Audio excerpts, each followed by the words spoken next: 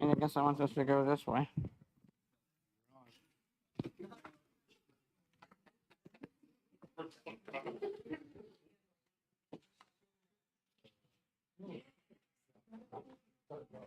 The meeting of the Jersey Shore Area School District for April 25th, 2022 is brought to order.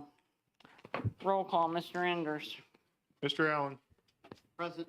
Mrs. Calhoun. Here. Ms. Dobler. Here. Mrs. Edwards. Here. Mrs. Grant. Here. Mr. Kinley. Here. Mrs. Petrosky. Here. Mrs. Stemler. Here. Mrs. Thomas. Here. All 9 members present. Next, we have the Pledge of Allegiance. I'm going to call Mrs. Johnston, Jersey Shore Elementary Principal, forward to introduce our students.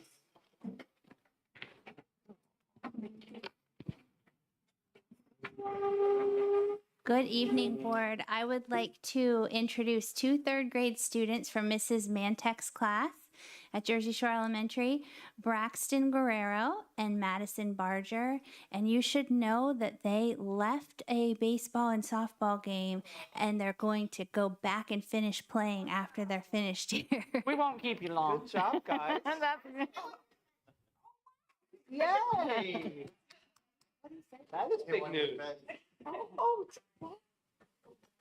Allegiance to the flag of the United States of America and to the republic for which it stands, one nation, under God, indivisible, with liberty and justice for all. Come here real quick. I won't take too long. Go back and hit another one to the fence. Oh, yeah. This time go over.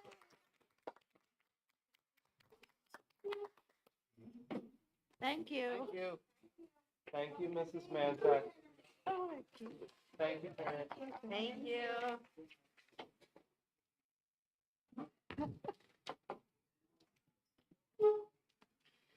Next is approval of the minutes for March 14, 2022, and as a regular meeting, and March 28, 2022 was also a regular meeting. May I have a motion? I'll make that motion. I'll second. Any questions? Hearing none, all those in favor say aye. Aye. Aye. Not in favor, like sign. Motion carried. Treasurer's report. There's a treasurer's report for March 2022. There's an investment report for March 2022. There's a board summary report for March 2022.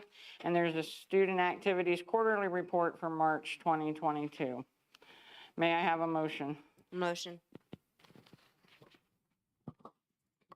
I'll second. Any questions? Hearing none, all those in favor say aye. Aye. Not in favor, like sign. Motion is carried.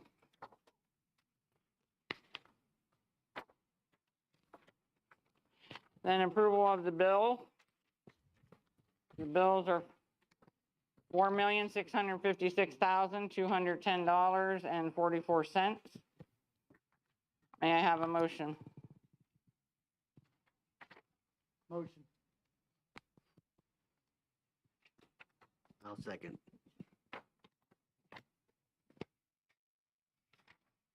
Was there a second? Okay. Mr. Allen.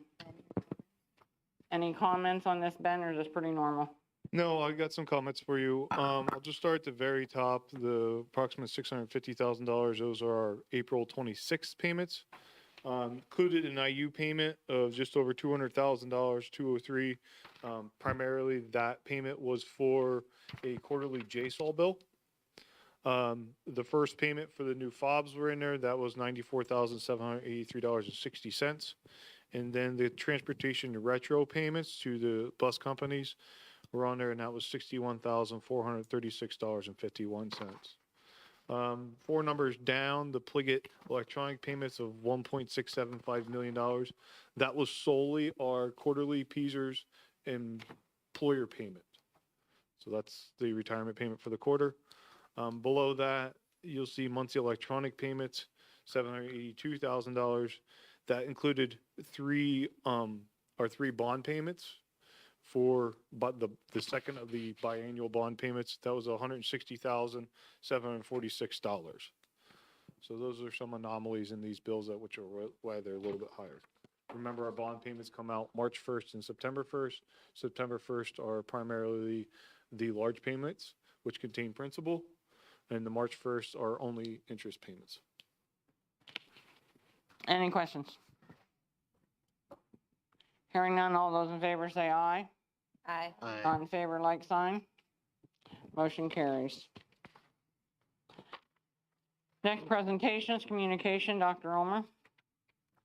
Nothing under communications, other than I do want to point out, I forwarded on an email, or put it in my update last week, that we now have an acting Secretary of Education because Secretary Ortega has resigned. His last day is Friday, so just wanted to point that out. Nothing under the president's report. IU summary. Jessica, anything you want to add?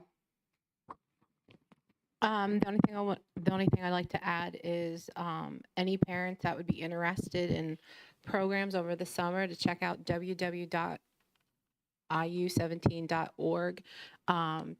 There's all kinds of different things in different areas and different locations, but really good, interesting programs like fire department and work with the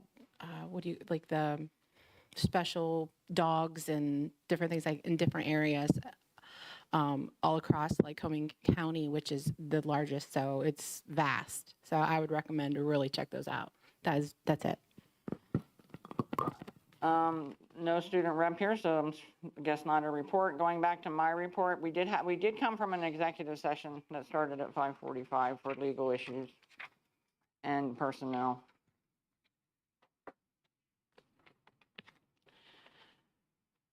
Courtesy of the floor is next. There are no signups for this first courtesy of the floor.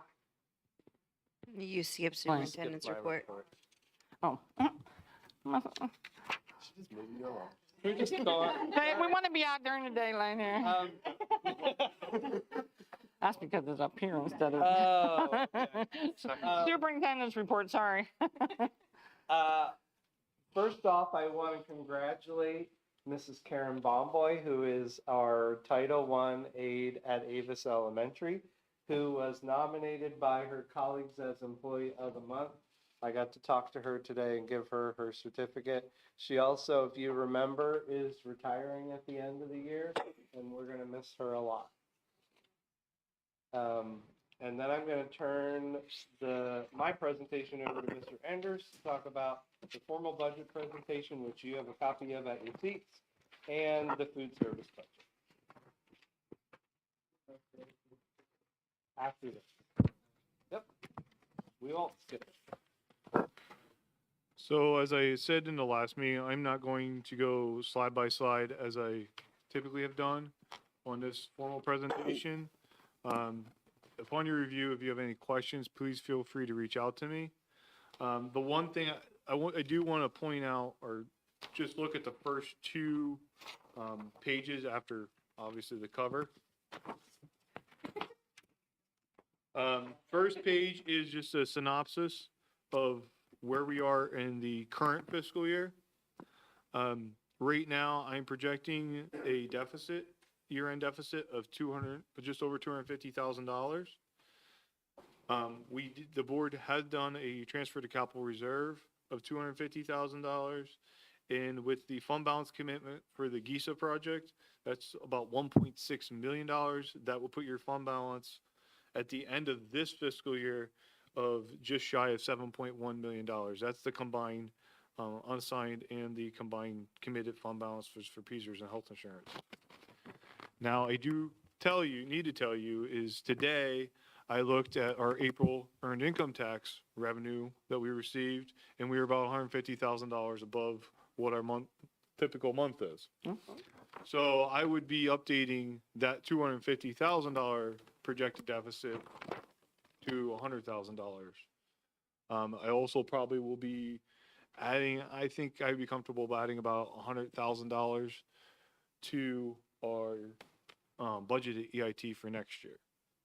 Okay, so I just wanted to let you know, I did look at that today. Our April revenue came in above what we expected. Our typical revenue is about 350,000. We received $500,000 in the month of April. Going over to the second page, and I understand the size of this is a little bit small, but I want to try to get, there's a lot of information here and it needs to all be together.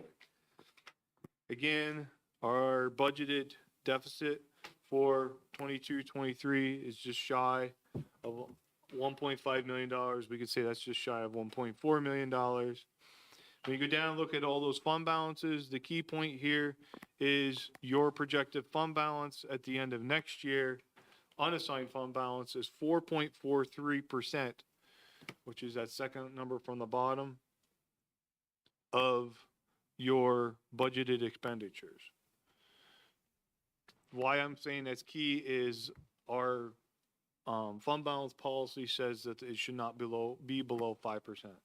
So when we would go through this, if this is how the year-end numbers would work out, we would need to uncommit some of those committed fund balances to make sure our fund balance remains above that 5% threshold. Does that all make sense to everyone? I have a question on the committed fund balance for PCERS. Has that remained at 2.7 million for quite a while, or It has. do we know, is there any history of why it's that high? It got that high when probably back in about 07 to the 10 timeframe is when these PCERS projections of where we currently are started hitting. And what happened is a lot of business managers across the state started committing fund balance for future PCERS increases to help fund the increase that we're currently in. So that's how the fund balance has been formed, is from prior boards, prior administrations saving money and committing it to that fund to help pay for the future increase. Yeah, I just wonder whether it's a source of dollars that we could move out of there. I mean, not all of it, obviously, but I just, it would be good to know whether, comparatively speaking, we're on the high end or the low end, or, How much of that do we use a year, Ben? We have not used any since I've been here. So it just sits there every year. It is set there every year. I mean, I guess it'd be nice to have some kind of methodology to arrive at a number that we feel comfortable with moving forward, that is conservative but yet more realistic. And I don't know what that means or how to compute that, but Part of the concern I would have with it is it's one-time money that's used to pay for a ongoing expenditure, a recurring expenditure. So to sit there and say, we can develop a plan to start utilizing those funds down. We can do that. The problem is that expenditure is going to keep growing. If you look back, you can see the slide where the PCERS is projected in a line graph, and it's not going down anytime soon. And that would be my concern. We can develop that, but eventually you're using that to pay for a recurring expenditure. And then what are we going to do when that goes away? yeah, I wasn't thinking about using it on a recurring basis, but maybe reducing the amount that is, I mean, right now, we really don't know. We would have to make some assumptions, I guess. Why would we need 2.7 million? That there would be increases. And we've got, the state has given us projected increases over the next number of years, correct? To 2030. Why is turned on for me? There is a Next, The it's number- next to the last page. I saw that, and they're, they're half a percent a year or whatever it is. But we've been not needing that, the last number of years. And I guess when it comes time to think about tax increase, I guess I would like to zero in on that amount, that high of amount to keep in reserve. That's all at this point. So, I was actually thinking the same thing, Mr. Kinley, when we talk about taxes at the next board meeting. That would probably be a good time to talk about potentially either doing a mix of the two, or solely pulling out of that reserve, or not pulling out at all, but that would be the time to do it.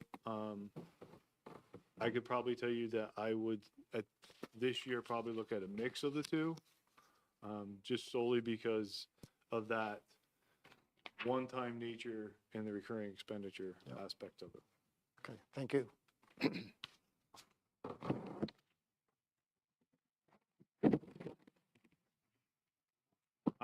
The other good news I do have for you is that there's a slide in the back, and we talked about our charter school expenditures. They are definitely probably the steadiest I have seen them since I've started here. Steady meaning, yeah, they're high, but they're not growing. So I think our enrollment is steadying, if not dropping slightly. So we're looking at some more favorable outcomes in that aspect as well for next budget season, for next school year.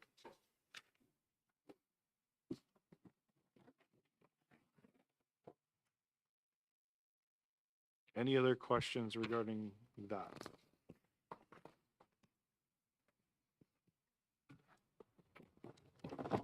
The food service budget is attached to the agenda item under, I think, is it finance or miscellaneous? Finance. Finance. On the finance.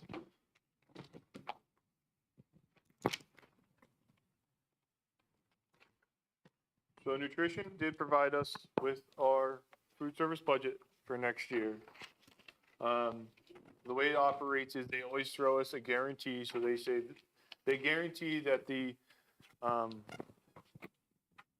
fund won't, this year, in this case, lose any more than $156,630.43. Their concern is there's a 10% increase in food costs in this budget. More importantly, is this budget has been built on the aspects of us going back to the old National School Lunch Program, which we are losing next year. Their projected loss is just under $500,000. It's $475,000 between the current SSO, everybody eats free, and going under back to the old system of National School Lunch, where there's free, reduced, and paid lunches. Just for example, a lunch that a student gets, and it doesn't matter who the student is, it could be a kindergartner, it could be a senior, we get $4.56 per meal for that kid, reimbursement for us.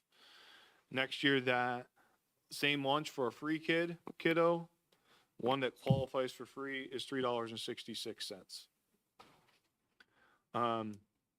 The unfortunate part is, when I met with them, they're not recommending an increase in the meal prices for next year, because for every nickel you raise, their experience is you drop 1% of participation. I will also tell you, I'm very concerned about participation within the program, considering that we're looking at the inflation that we're looking at, whether or not kids are going to pay for our field food, or if they're going to be packing their lunches. Now, groceries, I think, are high as they've ever been, so it might still be cheaper for them to eat within our own buildings, but that's for the parents to decide. But that's one of my concerns in that aspect. But that's where one of our major losses for next year is in the revenue side. The good news is this year, they're absolutely blowing it out of the water, and they're looking at a $400,000 surplus. So it's primarily all driven in this revenue aspect of the budget. They're gonna bring in $1.3 million in reimbursements, is what they're projecting for this year. There is still a chance that that program will continue, albeit it's a slight chance, but there's still a chance. Any questions regarding the food service budget?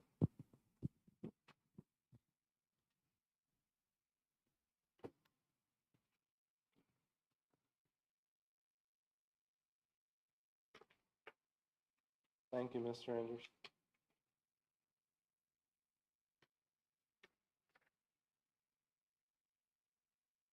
That's my report.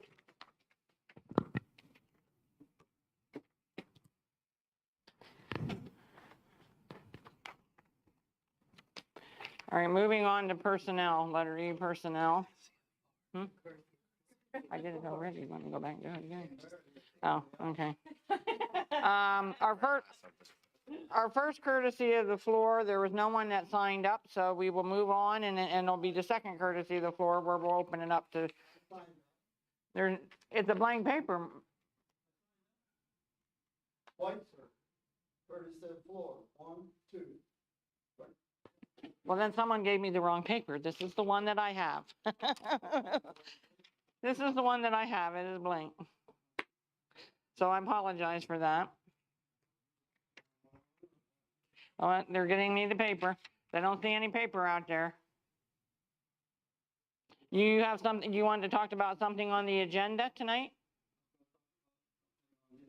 Okay. I believe you. It just somehow it got fell off somewhere. Mr. Schweitzer, you will have 3 minutes. Go ahead.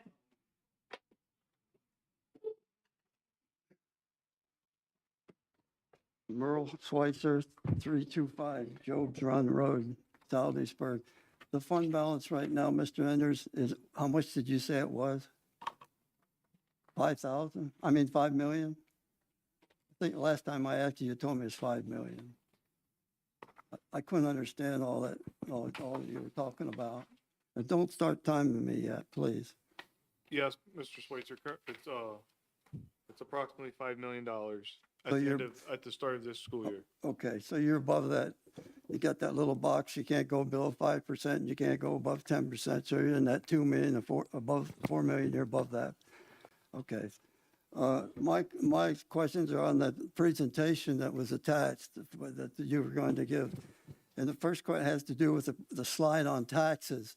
You went back to 2008 and you came forward and you showed no tax increase until this year. And we've always had a tax increase every year before that. So I was curious, I understand that our wages and benefits this year have gone up a little over 500,000. How do you plan to pay for that if you are not raising taxes? You don't have to answer that now, but that's the question I'd have. The next was on the slide on the debt, which I thought was very well done, showing how much we still owe and how much we're going to pay between now and 2030, and have that paid off. But as I was looking at, I said, I thought you should add another chart, and that should be the interest that we're actually paying. I understand that our interest amounts to a little over $300,000 a year. I go back to 2013 and come forward each year and do a summary on how much interest we've had to pay on that debt. And the next item is the tuition cost for the charter, for the Sugar Valley Charter School and for the Pennsylvania Cyber School. I think that you might be a little bit high in your estimates.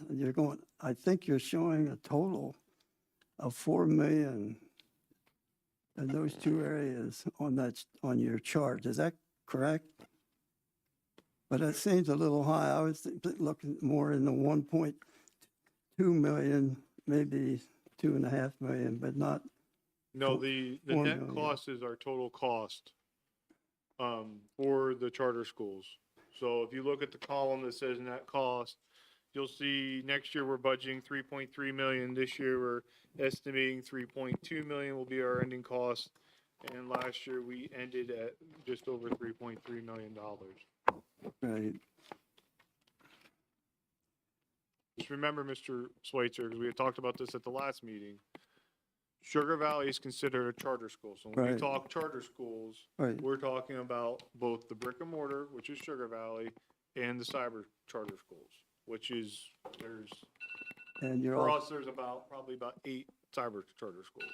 and you also include this Pennsylvania, what do you call it, cyber?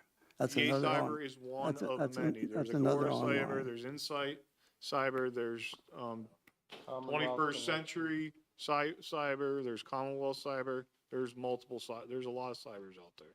And we have to pay the tuition to that school as well. And they all get paid the same number, Well, I understand, depending on whether regular ed or special ed. but you're trying to second guess the enrollment. I think that Pennsylvania cyber is about 120 children now, and the Sugar Valley is about 70 kids. So are you anticipating those numbers to go up next year because of the increased amount of money you're setting aside for tuition? We are anticipating that they've actually decreased this year over last year. So the increase in the budget is actually caused by the increase in the tuition rate. Okay, thank you.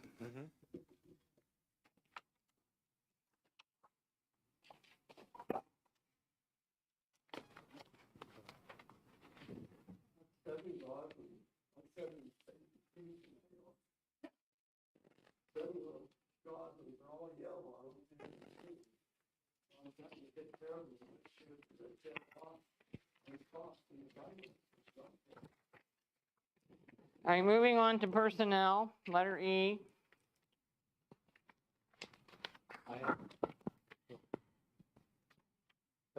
I have one note before we do personnel. Letter H, I would like to ask to be removed from the agenda because the person declined the position today.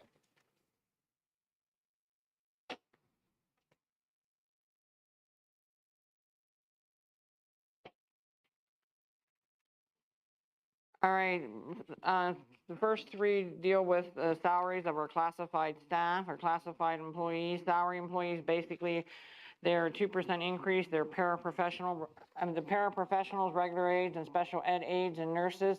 There is a total readjustment to their schedules. They now will have 11 steps from the 16 steps that they were on. The classification that are hourly employees, that's just crossing guards, lunch monitors, et cetera, basically had a 2% increase. The food service staff pay rates there was an adjustment made to the schedule totally, especially to the people that come in as subs. The auxiliary sports staff, this has not been changed for many, many, many years. So basically what was done was $5 was added to each position. So a timer, if they made 30, will make 35 this year. If they made 25, will make 30 for the 2022-23 school year. There is an MOU between the Teachers Association and the district regarding extracurricular staff pay dates to correspond with their seasons. The present dates did not correspond correctly with all the seasons. There's some resignations of event staff, and there's an appointment of a part-time food service at the middle school, and a custodian appointment and a head custodian appointment. And we are removing letter H since they have declined the job. May I have a motion?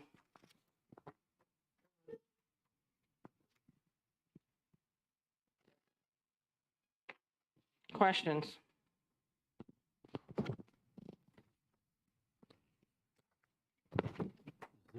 Is there a name for I? 'Cause I have just question marks Oh, here. yep, it should say Nicole Bizer. It was added on Friday. Okay.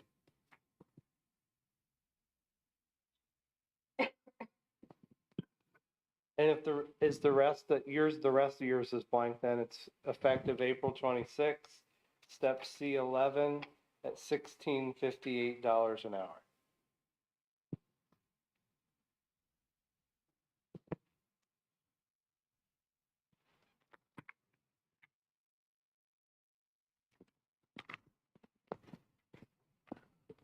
Any other questions? Hearing none, all those in favor say aye. Aye. Not in favor, like sign. Motion carries.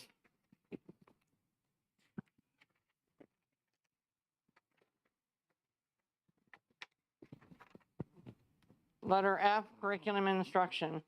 We have two MOUs. The first MOU is between the teachers and the district and the Teachers Association on flexible instructional days. We presently have this. It was only for 1 year. We now felt that it worked, so we're extending it. We're extending it unlimited until we decide to do anything different with it. And the second MOU is between the district and the Teachers Association for 21st Century Learning Environment. What this is basically allowing us to do is allow our own teachers to start to be the teachers of our JSAL. And we're hoping to increase that year over year till eventually our teachers are doing it all. May I have a motion? So moved. Any questions? Hearing none, all those in favor say aye. Aye. Not in favor, like sign. Motion carries.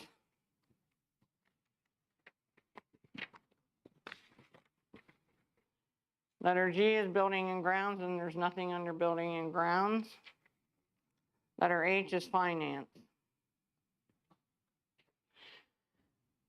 Under finance, we have our yearly contract with the CSIU to provide computer services for the 2022-23 school year. Our source for teachers contract addendum to add substitute summer school teacher at hourly rates.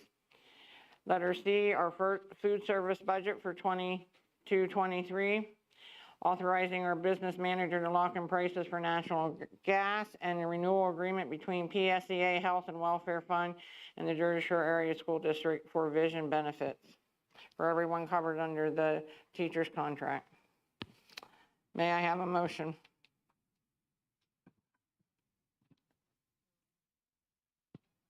I'll second. Any questions? Can I get some clarifying points? Letter A, just so you know, is our accounting software. Letter D, I think Mrs. Thomas might have been the only person that's ever gone through this.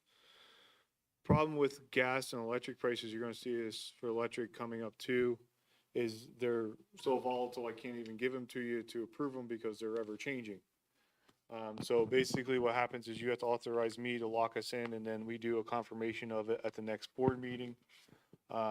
Just for example, they went from 6 something a decatherm last week to today, or 6.19 a decatherm to today. I got updated prices of 5.81. So I'll be in contact with the consultant tomorrow after this motion if it passes, and we will lock in prices either tomorrow or Wednesday. So that's kind of why we do what we do with that. And letter E is our vision insurance, and there is no rate increase over the previous, actually ever since the vision insurance has come on board, there's never been any rate increase, so.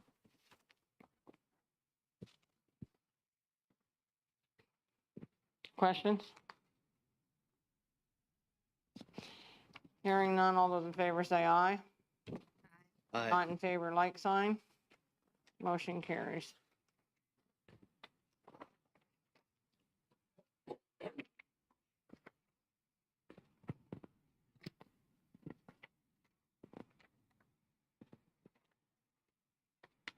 Letter I, miscellaneous.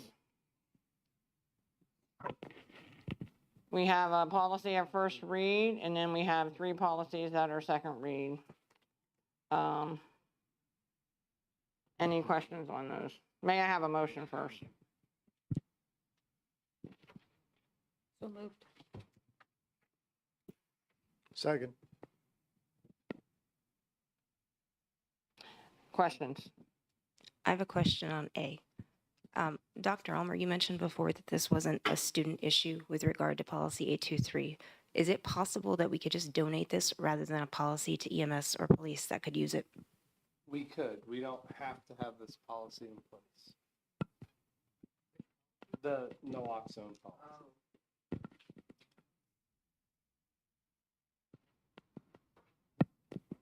I just did some research on it, and my understanding is training, you have like 5 steps that you have to go through to determine whether someone needs this or not.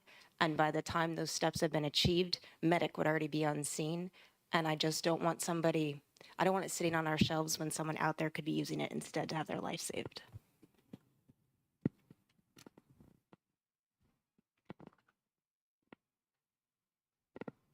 So are you requesting for it to be pulled at this time? I am.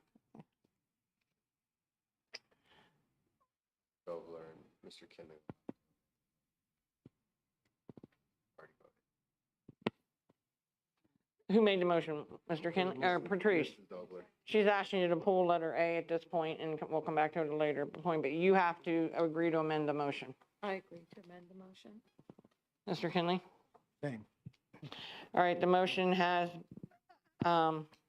been amended to include pulling letter A at this point in time. Any questions? All those in favor say aye. Aye. Not in favor, like sign.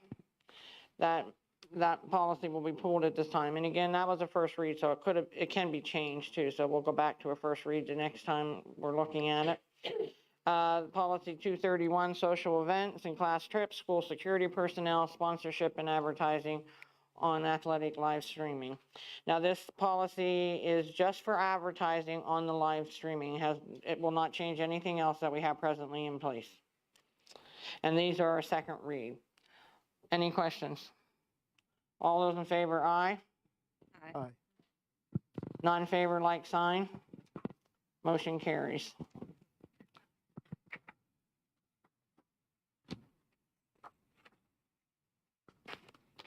I have a question. Are we going to review the policy for advertising? I mean, The not complete, for the live- complete policy? Yeah. We can do that, we can really do that at any time. It's a good idea to let this get started, and then we'll come back and see if there's no problem, that we can go Okay. back and see if we can thank you. expand that.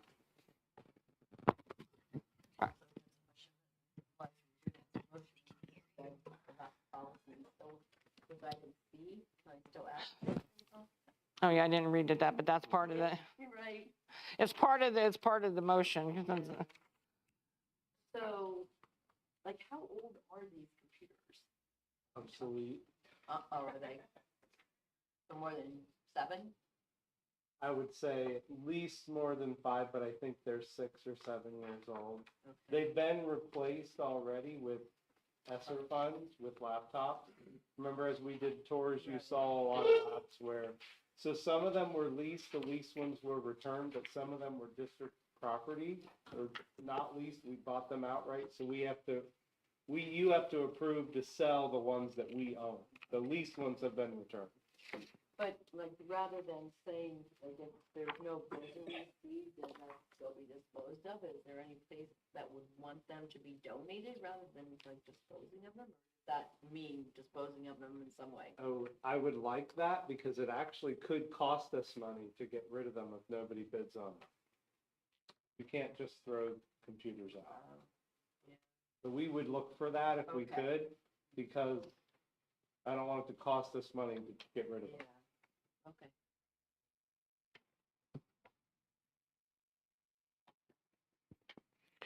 Letter J is old business. There's nothing under old business. Letter K is courtesy of the floor for public comment. This is our second courtesy of the floor. This courtesy of the floor is for items not on the agenda. State your name, address, and what you would like to address. You will have 3 minutes.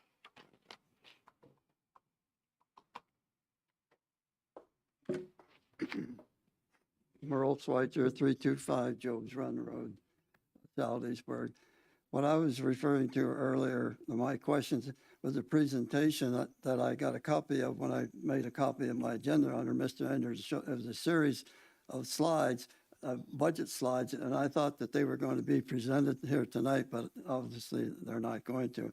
And that's where I was getting my questions from. He presented it in Yeah, a that- shortened format, but you had every right to question any of it. But I thought perhaps that would be a presentation by chart, but apparently that's not going to happen. There's a lot of good information there. Right? Right. I would like to comment on one other of those charts, and it had to do with enrollment, and it was well done, but the enrollment report does not include homeschool numbers. It does not include the charter school Sugar Valley numbers. It does not include the Pennsylvania cyber numbers. There's about 300 students in our district, and it does not include the private schools. Those numbers are not included in the enrollment report that I am referring to.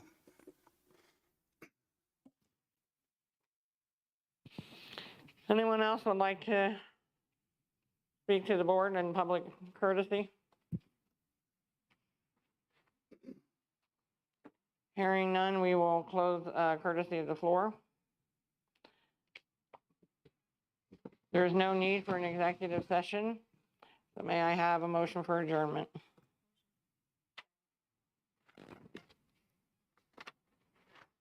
We are adjourned at 7:45. What am I going to do?